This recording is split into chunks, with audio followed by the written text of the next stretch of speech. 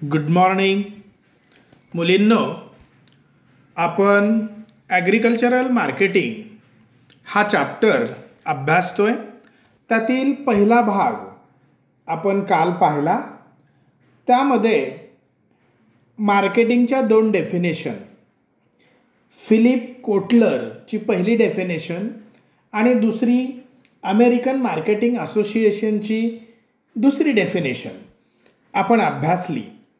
ती तर तुम्ही पहाच, पण आपल्या दृष्टीने ॲग्रिकल्चरल मार्केटिंग ही जी तिसरी डेफिनेशन आहे त्याला स्टार आणि IMP करायला सांगितली होती, ती तुम्ही केलीच असेल आणि त्याच्याकडे जास्त लक्ष द्या. ॲग्रिकल्चर मार्केटिंग म्हणजे काय, अंडरलाईन इन्व्हर्टेड कॉमा. त्यानंतर आपण प्रोसेसेस पाहिल्या. त्या ॲग्रिकल्चरल मार्केटिंगमध्ये ज्या प्रोसेसेस होतात, क्रिया होतात, त्या 3 आहेत पहा. एक म्हणजे प्रोडक्शनच्या संदर्भात, की प्रोडक्शन किंवा होणारं उत्पादन हे सुरुवातीला आपल्याला ॲसेंबल करावं लागतं. त्याला आपण ॲसेंबलिंग किंवा कॉन्सन्ट्रेशन असं आपण म्हणतो. तर ते ॲसेंबल करणं हेही 2 प्रकारचं आहे. ॲसेंबलिंग, एक प्रायमरी असेंबलिंग आणि दुसरं सेकंडरी असेंबलिंग. हा पहिला टप्पा झाला किंवा पहिला प्रोसेस झाली. दुसरी इक्विलायझेशन म्हणजे ॲडजस्टमेंट, डिमांड आणि सप्लाय, मागणी आणि पुरवठा याच्यामध्ये समतोल साधणं, ही दुसरी प्रोसेस. आणि तिसरी प्रोसेस आपण पाहिलं डिस्पर्शन किंवा डिस्ट्रीब्युशन, मालाचं वितरण. म्हणजे जिथं मालाची गरज आहे अशा ग्राहकापर्यंत, की ज्याला आपण कंज्युमर म्हणतो, त्याच्यापर्यंत तो पोचवणं, त्याला आपण तिसरी स्टेप किंवा तिसरी प्रोसेस आपण म्हटलेलं आहे, त्याला म्हणायचं डिस्पर्शन किंवा डिस्ट्रीब्युशन. आता यापुढे हे जे आजचं लेक्चर आहे ते आहे types of markets. Types of markets according to location or place of occurrence किंवा प्लेस ऑफ ऑपरेशन. म्हणजे ते ठिकाण कुठलं आहे त्या मार्केटचं, आणि प्लेस ऑफ ऑपरेशन म्हणजे तो बाजार नक्की कुठे भरवला जातो, कुठल्या ठिकाणी त्याची देवाणघेवाण होते. ऑपरेशन म्हणजे क्रिया, या अर्थाने तो शब्द वापरलेला आहे. म्हणजे प्लेस ऑफ ऑपरेशन किंवा लोकेशन, या 2 गोष्टीवरून आपण मार्केटचं क्लासिफिकेशन किंवा वर्गीकरण आज आपण पाहणार आहोत. बघूया. Types of agriculture markets on the basis of location or place of operation. तर पहिलं जे आहे ते आहे व्हिलेज मार्केट. आपलं खेडेगाव असतं पहा, किंवा आपल्या खेडेगावाच्या जवळ दुसरं एक असं खेडेगाव असतं की जिथं बाजार भरतो, आठवडी बाजार आपण त्याला म्हणतो. तर हे व्हिलेज मार्केट सर्वांना याची ओळख आहे पहा, किंवा आपल्या अगदी छान छान आठवणी लहानपणीच्या या आठवडी बाजाराशी निगडीत आहेत. म्हणजे माझ्या तर आहेतच, पण तुमच्यासुद्धा आता सगळं मॉडर्न युग झालेलं आहे, पण आमच्या वेळेला आठवडी बाजाराला जाणं म्हणजे एक पर्वणी असायची. तर असं हे व्हिलेज मार्केट. म्हणजे आता तुम्हाला मी हे सांगतानासुद्धा माझ्यासमोर माझ्या गावाकडील तो आठवडा बाजार डोळ्यासमोर येतोय. तर त्याला आपण म्हणूया व्हिलेज मार्केट. काय कॅरेक्टरिस्टिक्स आहे त्या व्हिलेज मार्केटच्या, कुठली वैशिष्ट्ये आहेत? तर पहा, a market which is located in small village. जे आपलं खेडेगाव असतं 1000 लोकसंख्येचं, 2000 लोकसंख्येचं, त्याच्या आतूनच, आणि आपलं जे असतं ते 500-600 घरांचं लोकसंख्येचं असतं. तर हे व्हिलेज मार्केट हे स्मॉल व्हिलेजमध्ये असतं, किंवा तिथं ते आठवडी बाजार भरवला जातो. Where major transactions take place among the buyers and sellers of the village is called village market. आणि तिथं जे ट्रान्झॅक्शन होतं म्हणजे देवघेव होते, आपण बँकेचे ट्रान्झॅक्शन म्हणतो, पैसे आपण टाकतो, पैसे काढतो, ही देवघेव जी आहे त्याला ट्रान्झॅक्शन म्हणायचं. तर हे ट्रान्झॅक्शन फार महत्त्वाचा शब्द आहे, पहा अंडरलाईन करा.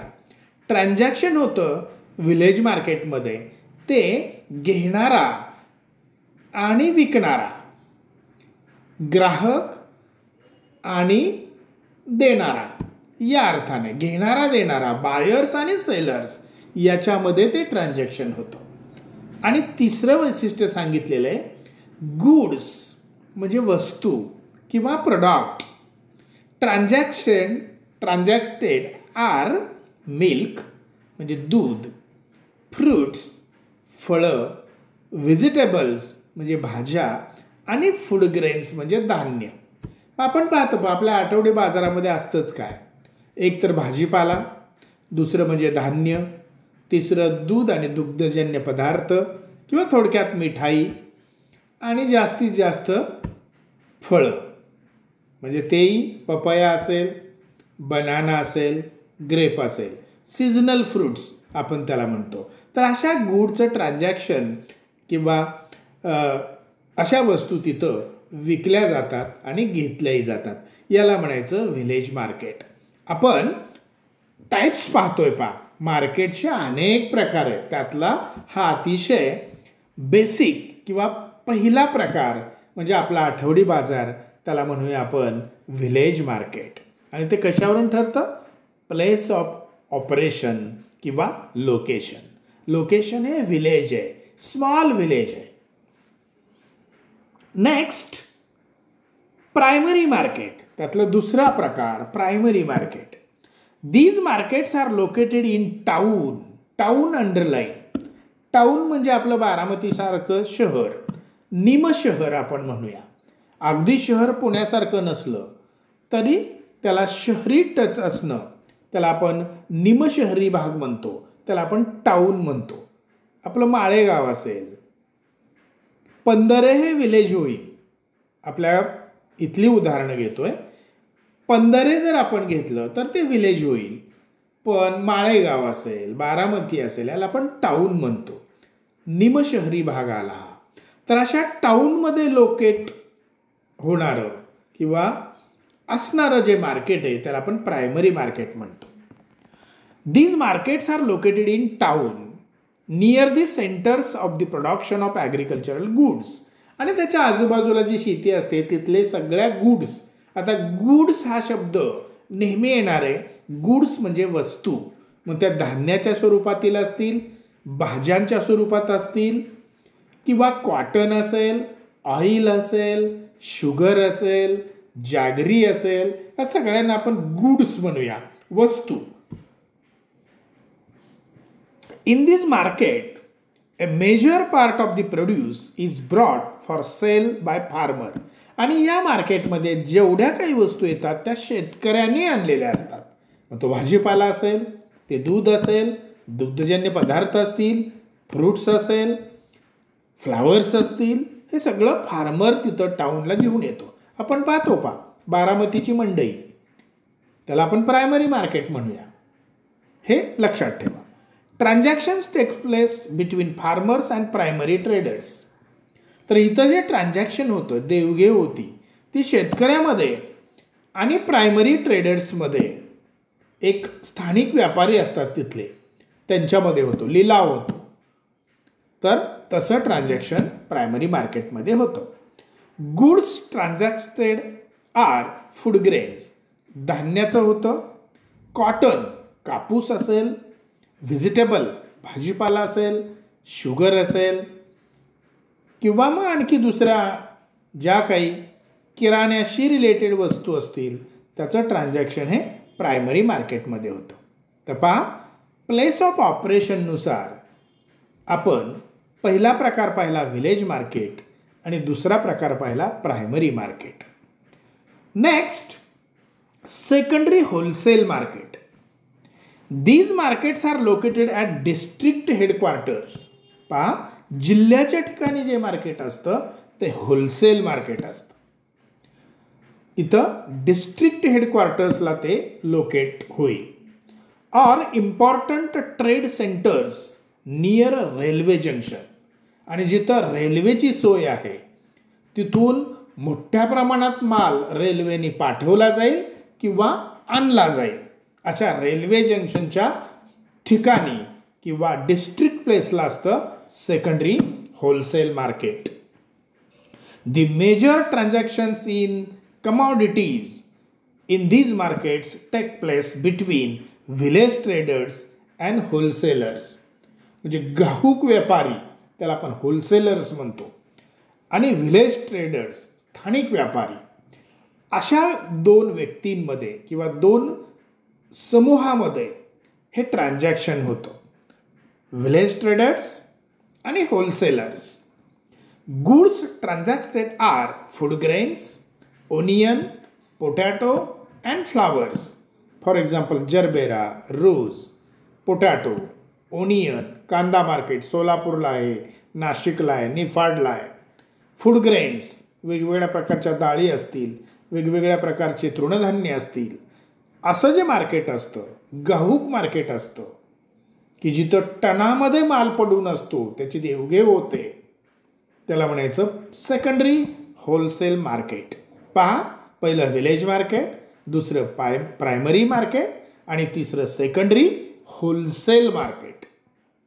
Next, terminal markets. पहा, हा चौथा प्रकार. Terminal markets.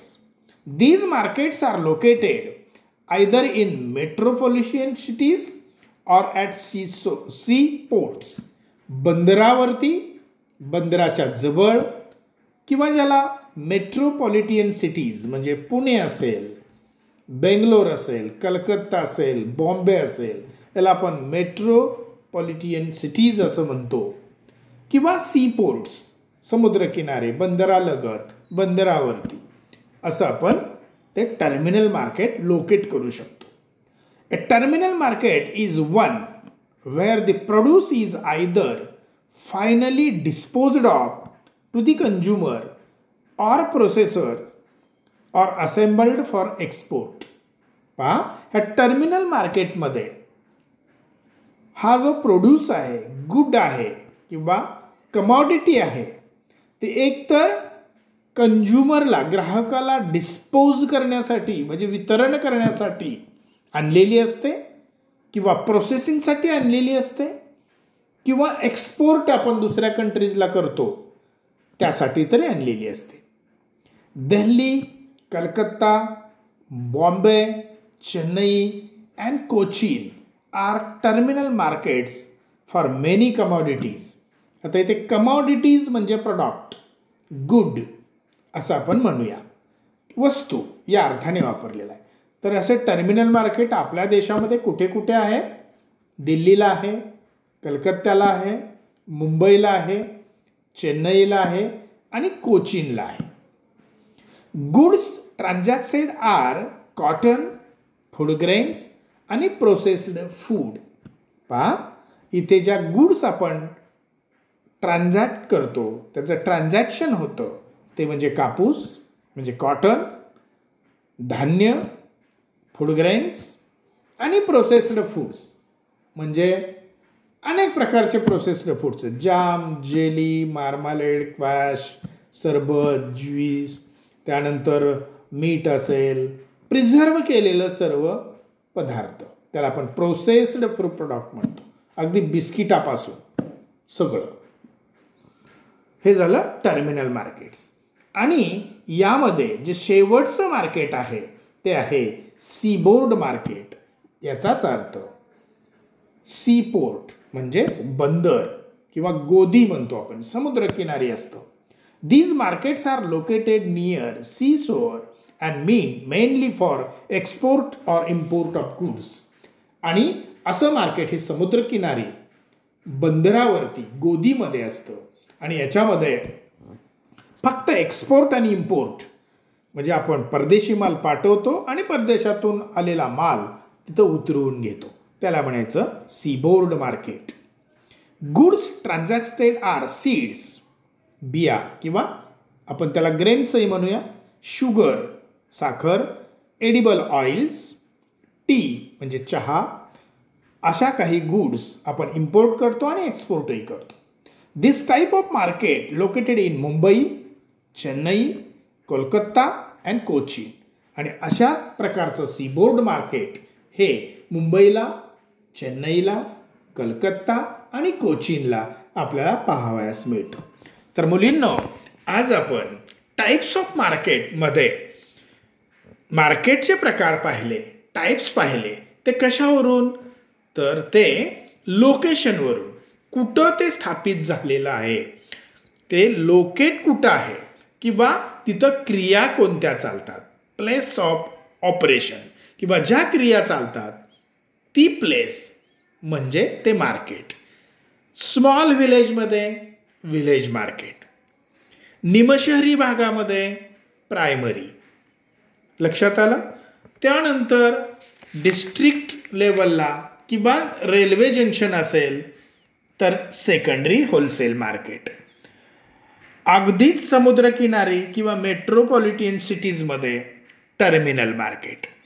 आणि बंदरावरती समुद्रकिनारी जे असतं ते सीबोर्ड मार्केट. तर अशा प्रकारे आपण हे जे मार्केटचे प्रकार आहेत हे अतिशय महत्त्वाचे आहेत.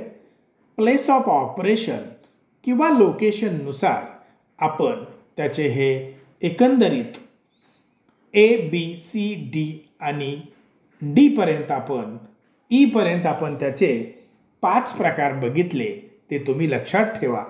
आणि त्याचं लोकेशन कसं आहे, विस्तृत होत गेलेलं आहे. कोणत्या शहरामध्ये कोणतं मार्केट आहे हे मात्र आपण लक्षात ठेवायला हवं. त्याच्या अगोदर ॲग्रिकल्चरल मार्केटिंगची जी डेफिनेशन आहे ती मुलींना अगदी परफेक्ट करा. ती येऊ शकते.